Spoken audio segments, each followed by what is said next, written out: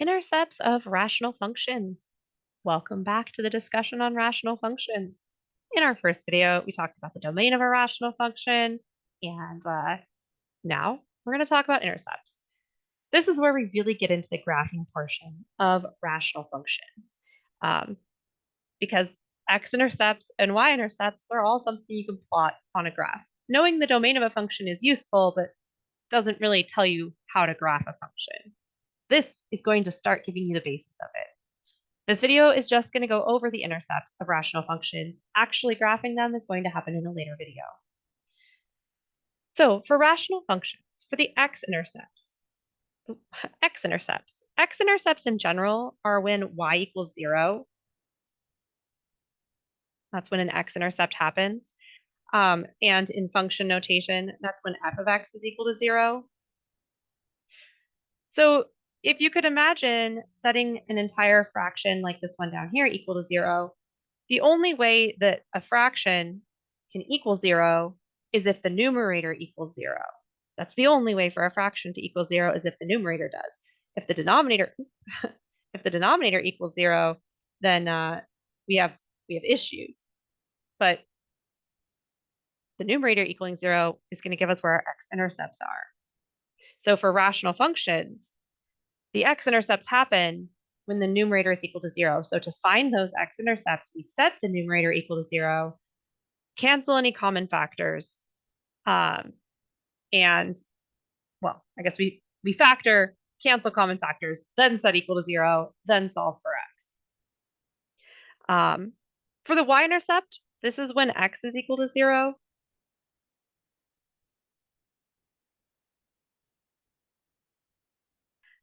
So to find a y-intercept of a rational function, you just plug in x equal to 0. So let's do an example here. Find the intercepts. So for the x-intercepts, this is setting the numerator equal to 0. Well, I guess I should factor the whole thing and cancel common factors first, huh? Let's do that. I'm going to cancel any common factors if there are any. I see on the numerator, I can factor out a 2x. I'm left with 6 minus x. And in the denominator, x plus 5. So there's nothing that cancels. We're good to work on the x-intercepts. Now we'll set the numerator equal to 0. So 2x times 6 minus x equal to 0. This gives us x equal to 0.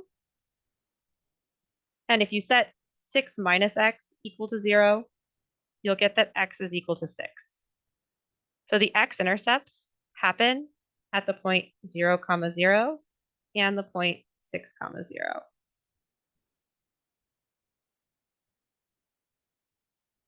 For our y-intercepts, we're plugging in x equal to 0.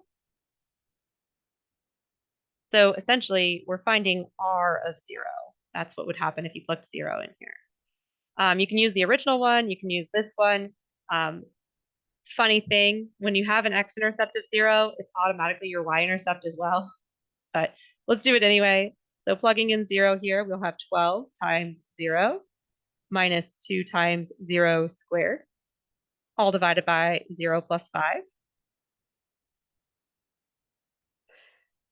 You would have 0 in the numerator, 5 in the denominator. That just comes out to be 0. So the y-intercept is at 0, 0. Again, if you have 0, 0 as an x-intercept, it's automatically your y-intercept. And because we're talking about functions, you're never going to have more than one y-intercept. You can have multiple x-intercepts, but you cannot have multiple y-intercepts. Right, let's do one more problem on these intercepts. You'll be able to see more practice of this, by the way, once we get to the graphing problems, because when we're graphing, we have to find x and y intercepts. But I want you to know what that process looks like before we get there. So factoring this rational function, I have 3 times x minus 2, all divided by x plus 2 times, or not x plus 2, 2 plus x. This is a difference of squares. So it's 2 plus x times 2 minus x. It might not look like anything cancels here, but actually, 2 minus x is the same thing as negative x minus 2. This is a rule. If you have a minus b, this is the same thing as negative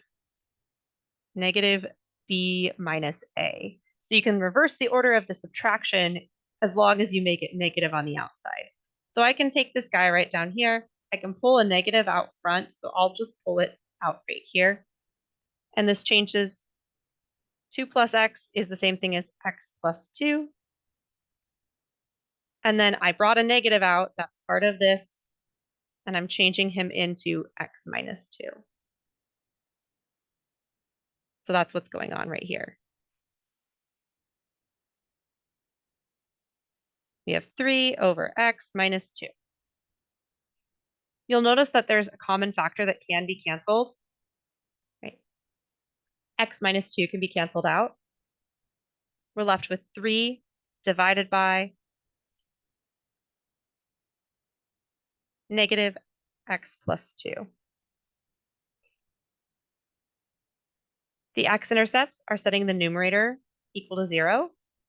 So if I set 3 equal to 0, nothing happens. It's a useless statement. It's not true. So there are no x-intercepts. This is just a weird false statement. There's no x-intercepts. When you end up with just a number in your numerator, there aren't any x-intercepts.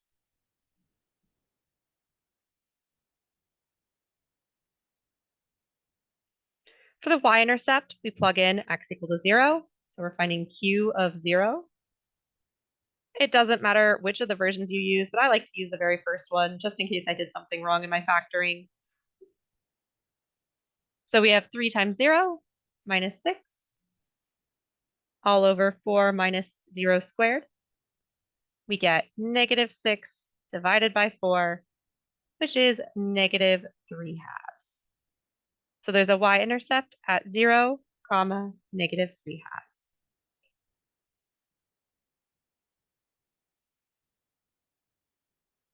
All right, so that is finding intercepts x and y for rational functions.